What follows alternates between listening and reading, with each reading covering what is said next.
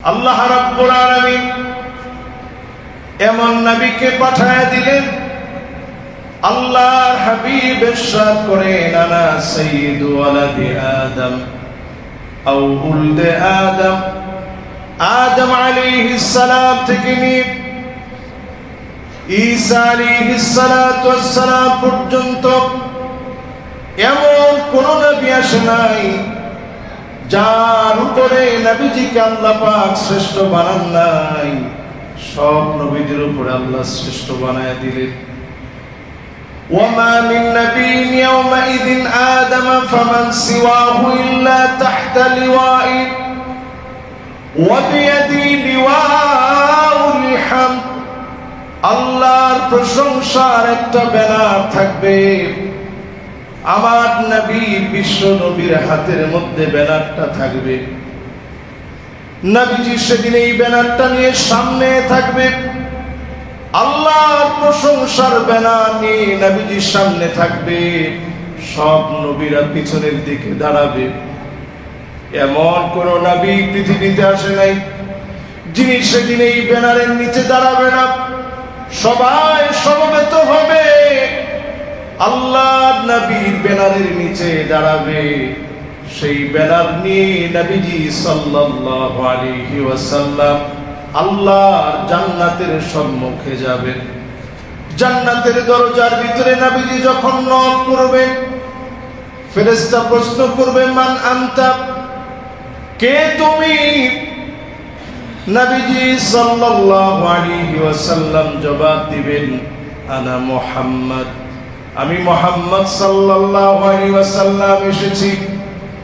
ফেরেশতা উত্তর দিবে, বিকা উমিরতু লা আফতাহু লিআহাদিন ক্বাবলাক, কারোর জন্য জান্নাতের দরজা খোলা হয় নাই। নবী আজকে আপনি এসেছেন, জান্নাতের দুয়ার খোলা হয়ে গেছে, জান্নাত আপনার জন্য অপেক্ষায় আছে।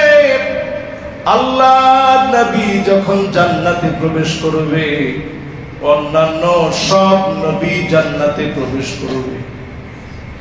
নবীজি সঙ্গে সঙ্গে বলবে, আল্লাহ আমার উম্মত হাত্তা তাদখুলা উম্মতি, আমার উম্মত গুলোকে জান্নাতে প্রবেশ করো, তারপর অন্যান্য সব নবীর উম্মতেরা জান্নাতে প্রবেশ করবে।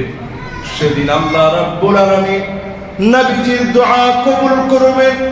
অন্য সব নবীর উম্মতের আগে আখেরি নবী, নবী কুলের সম্রাট আবার নবীজির উম্মত দিয়ে জান্নাত যিনি ভরপুর করে দিবেন তিনি কে? সব নবীর উম্মতের আগে আমার নবীর উম্মত সেদিন জান্নাতে যাবে। আল্লাহর জান্নাতের ভিতরে 120টা কাতার হবে। 80 মিন উম্মতি, আল্লাহর নবীর উম্মত দিয়ে আল্লাহর জান্নাতের 1 না 2 না 120 কাতারের ভিতরে 80 কাতার পুরা হয়ে যাবে। ওয়া 40 মিন সাইরিল উমাম, অন্য সব নবীর উম্মত দিয়ে মাত্র 40 কাতার ভরবে। আমার নবীর একার উম্মত দিয়ে 80 কাতার যিনি পুরা করে দিবেন তিনি কে? আল্লাহর জান্নাতের 80 কাতার পূর্ণ হবে নবীর উম্মত দিয়ে। সেই উম্মতেরা আমরা এখানে বসা আছি, আমরা বড় আশাবাদী। নবীজি সেদিন আমাদের মতো গুনাহগারদেরকে চিনবেন। আমরা বড় আশাবাদী, নবীজি সেদিন আমাদেরকে মহব্বত করে কাছে ডেকে নিবেন, ভালোবাসায় সিক্ত করবেন। নবীজি সাল্লাল্লাহু আলাইহি সাল্লাম সেদিন আদরের হাত আমাদের উপর বুলিয়ে দিবেন। নবীজির ভালোবাসায় সেদিন আমরা অপলক দৃষ্টিতে তাকিয়ে চিন্তা করব, ইনি নবী কুলের সম্রাট মুহাম্মদুর রাসূলুল্লাহ সাল্লাল্লাহু আলাইহি সাল্লাম। যেই নবীকে আল্লাহ প্রেরণ করলেন, বুইতু লিউতাম্মিমা মাকারিমাল আখলাক, সর্বোচ্চ আখলাক দেখানোর জন্য আল্লাহ নবী পৃথিবীতে আসলেন। মানুষে মানুষে ভেদাভেদ দূর করার জন্য সাদা কালোর ভেদাভেদ দূর করার জন্য, আরব অনারবের ভেদাভেদ দূর করার জন্য তিনি আসলেন। মারামারি দাঙ্গা হাঙ্গামা বন্ধ করার জন্য তিনি আসলেন। আল্লাহ নবী সারাটা জীবন ধরে ভাবলেন কি করে আমার উম্মত গুলাকে আল্লাহ রাব্বুল আলামিন মাফ করে দিবে। সিজদার ভিতরে নবী যখন যেতেন, আজিজুন কাসিসিল মিরজাল, ফুটন্ত পানিগুলা টকবক করে ফুটলে যেমন আওয়াজ হয়, আম্মা জানা আয়েশা বলে আমার ঘুম ভেঙে যেত নবীজির কান্নার কারণে।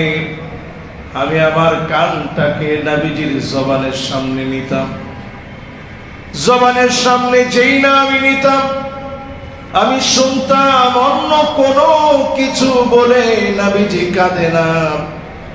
নবীজি কাঁদে আর আল্লাহর কাছে বারবার বলে আল্লাহুম্মা উম্মতি, আল্লাহুম্মা উম্মতি, ও আল্লাহ আমার উম্মত, আমার উম্মত বলে নবীজি বারবার সিজদায় পড়ে পড়ে নবীজি কাঁদতেন। নবীজি শুধু দুনিয়ায় কেঁদেছেন তা না, আল্লাহ পাক যেদিন বিচার শুরু করবেন নবীজি সেই দিন সিজদায় পড়ে কাঁদতে থাকবেন। আল্লাহ নবীর কান্না দেখে আল্লাহ পাকের বড় মায়া লেগে যাবে। আল্লাহ পাক ডাক দিয়ে বলবে ইরফা রাসাক, নবী আপনি আপনার মাথাটাকে উঠান, সাল তুতা, যা মনে চায় আপনি চান, ইশফাতু শাফা, যাকে মনে চায় শাফাত করেন। নবীজি সেদিন শাফাত করতে দেরি হবে, যিনি মাফ করতে দেরি করবেন না তিনি কে? 5 শ্রেণীর মানুষকে নবীজি সেদিন গুনে গুনে খুঁজে খুঁজে শাফাত করবেন। মিশকাতের ভিতরে খুবই সুন্দর ভাবে আসছে। 5 শ্রেণীর মানুষের ভিতরে প্রথম শ্রেণী হলো এই আসআদুন নাস বিশাফাআতি মান ক্বালা লা ইলাহা ইল্লাল্লাহ খালিসান মিন কলবিহি আও নাফসিহি, মন থেকে যারা কালেমা পড়বে, এই কালেমার জন্য পরীক্ষা আসবে, জেল জুলুম নির্যাতন নিপীড়ন আসবে, কালেমার পথ যারা ছাড়বে না নবীজি সেদিন তাদেরকে চিনে চিনে ডেকে ডেকে শাফাত করবে। নবীর শাফাতে যিনি ধন্য বানায় জান্নাতি বানায় দিবেন তিনি কে? 1 নম্বরে নবীজি শাফাত করবে কালেমাওয়ালাদেরকে। এবার আমরা যদি চিন্তা করি সত্যিকার কি আমরা কালেমাওয়ালা হতে পারছি? এই কালেমার উপরে পরীক্ষা আসলে কতজন আমরা টিকব? আজ ফিলিস্তিনের দিকে তাকায় দেখেন, যাদের সেখানে খাবার নাই, যেই ফিলিস্তিনে পানি নাই, যেই ফিলিস্তিনের ছোট্ট শিশু বাচ্চাগুলো অনাহারে অর্ধাহারে আছে, কিন্তু তাদেরকে যখনই বলা হয় তোমরা কেমন আছো, কালেমার বিশ্বাস এত প্রবল হয়ে তাদের সামনে আসে, তারা অকপটে বলে আলহামদুলিল্লাহ। চিন্তা করেন, কামান, গোলা বারুদ, মিসাইল, ট্রেন সহ যত অত্যাধুনিক অস্ত্র আছে, একটা অস্ত্র ছোট্ট একটা শিশু বাচ্চার ঈমান পর্যন্ত কেড়ে নিতে পারে নাই। এটার নাম হচ্ছে মনে যদি আপনি ঈমানকে লালন করেন, এই কালেমার কারণে আল্লাহর হাবিব আপনাকে শাফাআত করবে। আল্লাহু আকবার। 2 নাম্বার আল্লাহর হাবিব শাফাআত করবে, হাল্লাত লাহু শাফাআতি, আযান দেওয়ার পরে আযানের জবাব যারা দিবে মুয়াজ্জিনের সঙ্গে হুবহু বলবে আল ইমামু দামিন ওয়াল মুয়াজ্জিনু মু'তামিন, ইমাম হবে সবচেয়ে নিরাপদ ব্যক্তি, মুয়াজ্জিন হবে সবচেয়ে আমানতদার ব্যক্তি। মুয়াজ্জিন যখন আযান দিবে, কুলু মিথলা মা ইয়াকুলুল মুয়াজ্জিন, যেমন করে মুয়াজ্জিন বাক্যগুলো উচ্চারণ করবে আপনিও সঙ্গে সঙ্গে বলেন, মনে মনে বলেন। আযানের পরে যখন আযানের জবাবটা দিবেন, আল্লাহর হাবিব বলেন আমার ওই উম্মতের জন্য আমি নবীর শাফাত আবশ্যক হয়ে যাবে। অবশ্যই নবী যদি শাফাত করেন, যিনি মাফ করে দিবেন তিনি কে? 2 নম্বর, আযানের জবাব যারা দিবে নবীজি তাদেরকে ডেকে ডেকে শাফাত করবে আল্লাহর কাছে। 3 নম্বর, নবীজি শাফাত করবে আকসারুহুম আলাইয়া সালাত, অধিক পরিমাণে যারা দরুদ শরীফ পড়বে, আল্লাহ নবীর উপরে যারা দরুদ শরীফ পড়বে সাল্লাল্লাহু আলাইহি ওয়াসাল্লাম, সাল্লাল্লাহু আলাইহি ওয়াসাল্লাম, আল্লাহুম্মা সাল্লি আলা মুহাম্মদ ওয়া আলা আলি মুহাম্মদ কামা সাল্লাইতা আলা ইব্রাহিম ওয়া আলা আলি ইব্রাহিম ইন্নাকা হামিদুম মাজিদ। আল্লাহুম্মা বারিক আলা মুহাম্মদ ওয়া আলা আলি মুহাম্মদ কামা বারাকতা আলা ইব্রাহিম ওয়া আলা আলি ইব্রাহিম ইন্নাকা হামিদুম মাজিদ। যারা যারা দরুদ শরীফ পড়বেন বেশি করে, আল্লাহ নবী সেদিন আপনাকে চিনবেন, ভালোবাসায় নবীজি সেদিন সিদ্ধ বানাবেন। নবীজির মহব্বতের কারণে যিনি মাফ করে দিবেন তিনি কে? বেশি কষ্ট লাগে না সাল্লাল্লাহু আলাইহি ওয়াসাল্লাম? যদি এতটুকুনও কেউ পড়ে সাল্লাল্লাহু আলাইহি ওয়াসাল্লাম, এটা দরুদ শরীফ হচ্ছে। এতটুকুনও যদি আপনি পড়েন সাল্লাল্লাহু আলাইহি ওয়াসাল্লাম, হতে পারে ওই রজনীতে যেদিন আপনি ভালোবাসা নিয়ে নবীজির মহব্বতে সিক্ত হয়ে অনুপ্রাণিত হয়ে আপনি পড়লেন, ওই দিনই হতে পারে নবীজি সাল্লাল্লাহু আলাইহি ওয়াসাল্লামের জিয়ারত স্বপ্ন যোগে আল্লাহ তাআলা নসিব করায় দেন। সুবহানাল্লাহ, কি সৌভাগ্য নবীজির যদি আপনি স্বপ্ন যোগে দেখেন।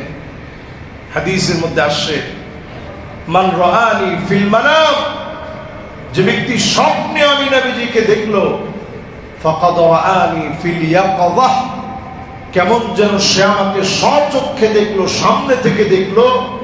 ফাইন্না শাইতান লা ইয়াতামাসসালু বি ওয়া ফি রিওয়ায়াতিন উখরা ফাইন্না শাইতান লা ইয়াতাশাব্বাহু বি, কারণ নবীজি বলছেন শয়তান আমার আকৃতি ধারণ করতে পারে না। তোমরা যদি স্বপ্নে আমাকে দেখো তাহলে আমি নবীজিকেই তোমরা দেখলা। এই সৌভাগ্য তারা পাবে যারা অধিক পরিমাণ দরুদ শরীফ পড়বে। বলেন আল্লাহু আকবার। এতটুকু আমল যদি আজকে আমরা বাসায় নিয়ে যাই, রবিউল আউয়ালের অনন্য আমল দরুদ শরীফ বেশি বেশি পড়া, সাল্লাল্লাহু আলাইহি ওয়াসাল্লাম, সাল্লাল্লাহু আলাইহি ওয়াসাল্লাম, সাল্লাল্লাহু আলাইহি ওয়াসাল্লাম, বেশি বেশি করে দরুদ শরীফ পড়া। ঘুম হচ্ছে না, আপনি একটু দরুদ শরীফ পড়তে থাকেন। পেরেশানিতে আছেন, আল্লাহকে স্মরণ করেন, 2 রাকাত নামাজ পড়েন, দরুদ শরীফ পড়েন, লা হাওলা ওয়ালা কুওয়াতা ইল্লা বিল্লাহ পড়েন, ইস্তিগফার পড়েন, আল্লাহ আপনার পেরেশানি দূর করবে। 4 নম্বরে নবীজি শাফাত করবেন। যেই লোকটা মদিনায় মারা যাবে, সারা জীবন নবীজিকে ভালোবেসে আল্লাহকে বলেছে, আল্লাহ তোমার নবী নবী মুহাম্মদ সাল্লাল্লাহু আলাইহি ওয়াসাল্লামের মদিনায় কবুল করে নিও। সারা জীবনের দুনিয়ায় বেঁচে থাকাকালীন সময়ে দুনিয়ায় যতদিন বেঁচে ছিল নবীজির ভালোবাসায় সিক্ত থেকে মদিনায় বিদায় নেওয়ার জন্য দোয়া করেছে। আল্লাহ নবী বলেন, এমন উম্মতের জন্য আমি নবী সেদিন আল্লাহর কাছে দাঁড়ায়া যাব। আমি দাঁড়ায় আল্লাহর কাছে বলবো, আনা শাহিদুল লাহু, আমি নবী তার জন্য সাক্ষী দিলাম। আয় আল্লাহ আল্লাহ তুমি আমার এই উম্মতকে মাফ করে দাও। আমার নবী যদি আমার মতো নালায়েকের জন্য সাক্ষী দেয়, অবশ্যই যিনি মাফ করে দিবেন তিনি কে? 5 নম্বরে হাদিসের ভিতরে পাওয়া যায় শাফাআতি লিআহলিল কাবাইর মিন উম্মতি। উম্মতের বড় বড় গুনাহ যারা করে ফেলেছে, উম্মতের ভিতরে যারা গুনাহ করে ফেলেছে, নবীজি শব্দ চয়নে বললেন শাফাআতি লিআহলিল কাবাইর মিন উম্মতি। আমার উম্মতের যারা গুনাহগার, আমি নবী সেদিন তাদের জন্য শাফাত করব। নবীজি সেদিন যখন শাফাত করবে, যিনি মাফ করে দিবেন তিনি কে? একটু চিন্তা করেন, গুনাহগারদের জন্য নবীজি সেদিন শাফাত করবে। আমরা কি পরিমাণ গুনাহ করেছি, প্রতিদিন কি পরিমাণ কাবীরা গুনাহ আমাদের জীবনে হচ্ছে। বড় বড় গুনাহ, ছোট গুনাহ না। নবীজির এমন উম্মতদের জন্য তিনি শাফাত করবে যারা গুনাহ করছে। এটা কতটা মায়ার কথা, ভালোবাসার কথা একটাবার চিন্তা করে। আমরা এই শাফাতটাকে খুব সহজ বলে মনে করি। আমরা অনেকেই বলি এবং মনে করি যে হুজুর আল্লাহর নবী তো শাফাত করবে, আল্লাহ মাফ করে দিবে। দয়ার নবী শাফাত করবে, আল্লাহ মাফ করে দিবে। শাফাতটা এত সহজ বিষয় না। শাফাআতি 5 শ্রেণীর মানুষের জন্য নবীজি করবেন, আর 5 শ্রেণীর মানুষকে নবীজি দূর দূর করে সেদিন দাঁড়ায় দিবেন। 1 নম্বরে নবীজি সেদিন ভুলে যাবে মুশরিকদেরকে, যারা শিরক করেছে প্রতিনিয়ত। আল্লাহর নবী সেদিন ভুলে যাবেন মুশরিকদেরকে। নবীজি সাল্লাল্লাহু আলাইহি সাল্লাম শাফাত করবে না। নবীজি সাল্লাল্লাহু আলাইহি সাল্লাম কোন মুশরিকের জন্য আল্লাহর কাছে সুপারিশ করবে না। দূর দূর করে নবী সেদিন তাড়ায় দিবে। পাহাড় পরিমাণ যদি আপনি ইবাদত নিয়ে হাজির হন, শিরকের কারণে সবগুলাকে যিনি বিনষ্ট করে দিবেন তিনি কে? খাওয়ায় আল্লাহ। আল্লাহ পাক আপনাকে খাওয়ানোর পরে আপনি বলেন বাবায় খাওয়ায়, বাবার উসিলায় খাই, বাবার দয়ায় খাই। এই সব কথাগুলা নিকৃষ্ট শিরক। এর সাথে মুসলিম এবং ইসলামের কোনো সন্দেহ, কোনো সংশয়, কোনো সম্পর্ক থাকতে পারে না। বিনা সন্দেহে এই কথাগুলা যারা বলবে, এরা শিরকের ভিতরে ডুবে আছে। কোনো বাবা আপনারে খাওয়ায় না, খাওয়ায় কে? আল্লাহ।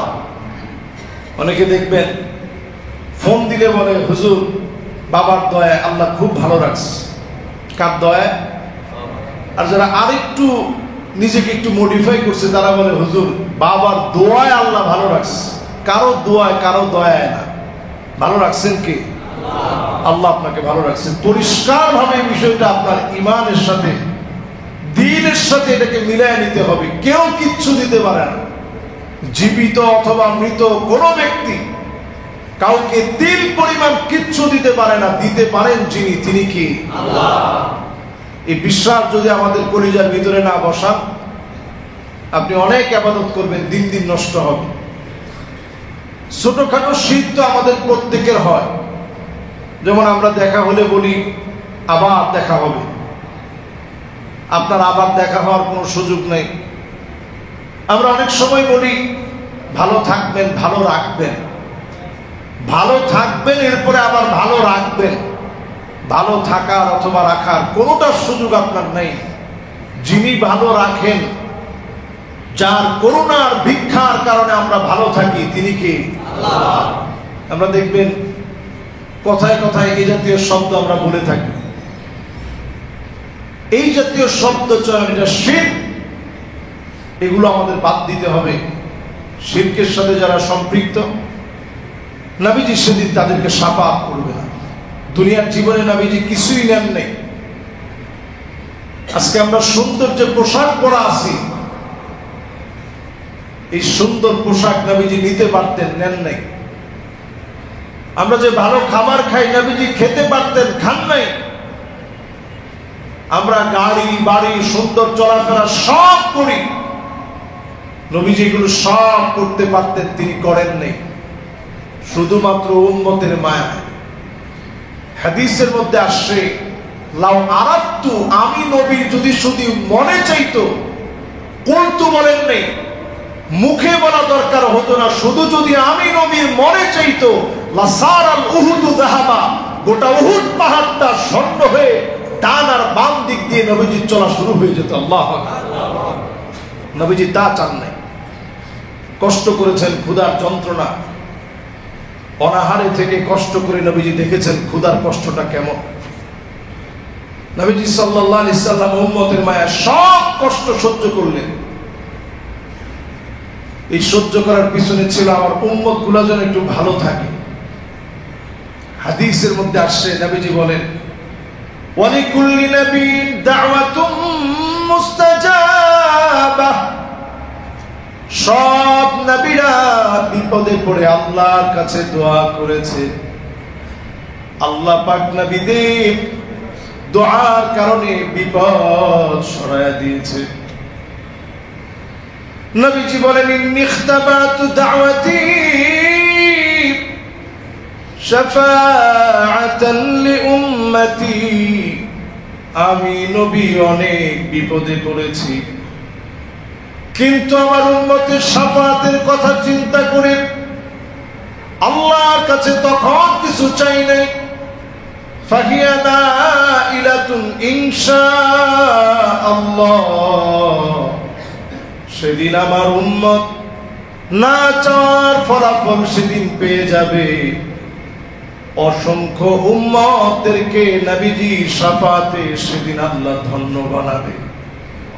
ফাহিয়া নাইলাতুন মান মাতা মিন উম্মতি লা ইউশরিক বিল্লাহি আহাদা, আমার যে উম্মত শিরক করে নাই এমন উম্মতকে সেদিন আল্লাহ মাফ করে দিবে। শাফাতে ধন্য করে যিনি নাজাত দিয়ে দিবেন তিনি কে? শিরক ছেড়ে দেন আজকে থেকে, জীবনে যা চাবেন আল্লাহর কাছে চান। একটা সুই আর সুতাও যদি আপনার লাগে, জুতার ফিতাও যদি আপনার লাগে, সেটা আল্লাহর কাছে চান। আর সন্তান লাগলে এটা কার কাছে যাবেন? আমাদের দেশে যাদের সন্তান আদি হয় না, তারা বুঝে শিরক কত প্রকার ও কি কি। যা বলছে, যদি বলে শীতকালের একেবারে শীতের সময়, শীতের মৌসুমে পানির ভিতরে 12টা ডুব দিতে হবে, তাইলে তোমার সন্তানাদি হবে। এটা করতেও একবারের জন্য কেউ দ্বিধাবোধ করে না, চিন্তা করে সন্তান তো হওয়া লাগবে।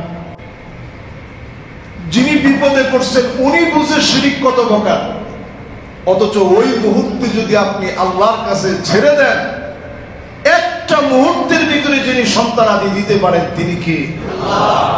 অসংখ্য নজির আমার জীবনে আমি দেখছি।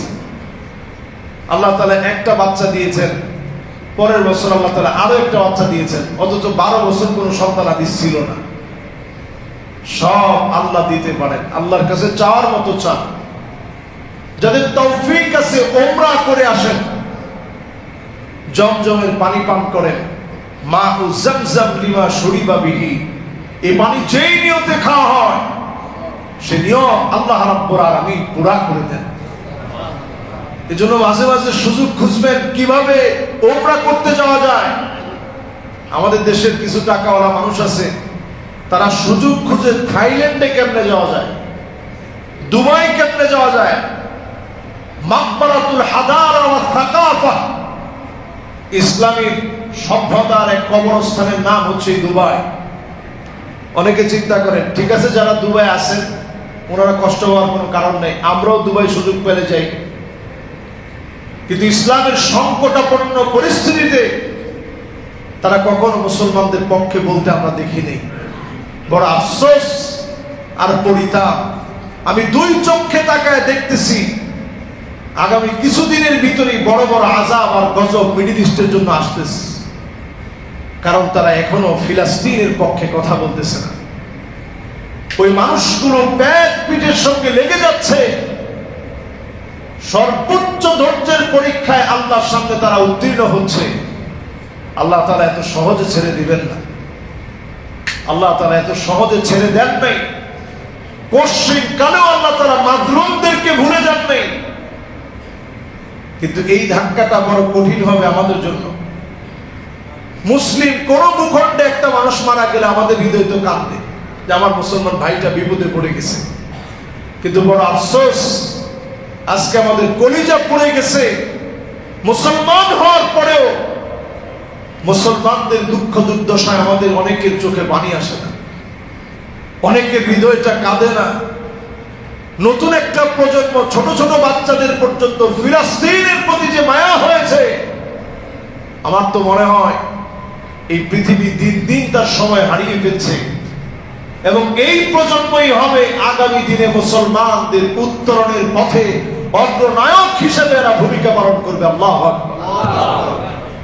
প্রিয় ভাইয়েরা আমার, শিরকের পরে নবীজি সাল্লাল্লাহু আলাইহি সাল্লাম শাফাআত করবে না বেদআতীদেরকে। আমাদের সমাজের ভিতরে বেদআতের কোনো শেষ নেই। যেমন আমি এই পোশাকটা পরেছি, এই পোশাকটা বেদআত হবে কখন? আপনি যখন বলবেন যে এই পোশাকটা পরলে অনেক সওয়াব, এত এত নেকি হবে, এই আবায়াটা পরে বয়ান করতে বসলে এই পরিমাণ নেকি হবে। এটা এতক্ষণ পড়াছিলাম, কোনো অসুবিধা ছিল না। যখনই আপনি সওয়াবের সাথে এটাকে সম্পৃক্ত করলেন, যা নবীজি করে যান নাই, এটার নামই বেদআত। জোরে বলেন, এটার নাম কি? বেদআত। এজন্য বেদআতকে সম্পূর্ণরূপে বাদ দিতে হবে। আমরা তেমন আমলই করতে পারি না, বেদআত করবো কতক্ষণে। কিন্তু আমাদের বেদআতের সাথে সম্পৃক্ততা আমলের চাইতে বেশি। আমল যতটুকু করি, বেদআত তার চাইতে বেশি করি। বেদআত মুক্ত আমল নবীজি সাল্লাল্লাহু আলাইহি সাল্লামের শাফাআতকে আমাদের জন্য ইনশিওর করবে। 3 নাম্বার, নবীজি সাল্লাল্লাহু আলাইহি সাল্লাম সেদিন চিনবেন না, শাফাআত করবে না জালেমদেরকে। সমাজের ভিতরে জালেম আছে না নাই? ভয়ঙ্কর জালেম। যেই জালেমদের মুখোশ আল্লাহ রাব্বুল আলামিন উন্মোচিত করে দিয়েছেন। যত প্রকারের জালেম আছে, এই জালেমদেরকে আল্লাহ রাব্বুল আলামিন শাফাআত নবীজির দ্বারা সেদিন করতে দিবে না। নবীজি সেদিন শাফাআত করবেন না জালেমদের পক্ষে। তাদের পক্ষে কোনো বন্ধু খুঁজে পাওয়া যাবে না, জালেমদের সঙ্গী কেউ হতে যাবে না। নাজআলহুমা তাহতা আকদামিনা লিয়াকুনা মিনাল আসফালিন। আল্লাহর কাছে লোকেরা সেদিন বলবে, আল্লাহ এদেরকে পায়ের নিচে দেন, একটু পাড়ায় চলে যাই।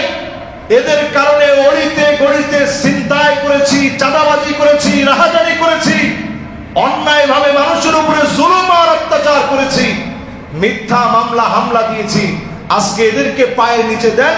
নাজআলহুমা তাহতা আকদামিনা লিয়াকুনা মিনাল আসফালিন। এদেরকে পর্যদস্ত করে পাড়িয়ে পিষিয়ে এরপরে সামনের দিকে যায়, অন্তত মনের জ্বালা তো একটু মিটবে। এই হচ্ছে জালেমদের সেদিনের অবস্থা।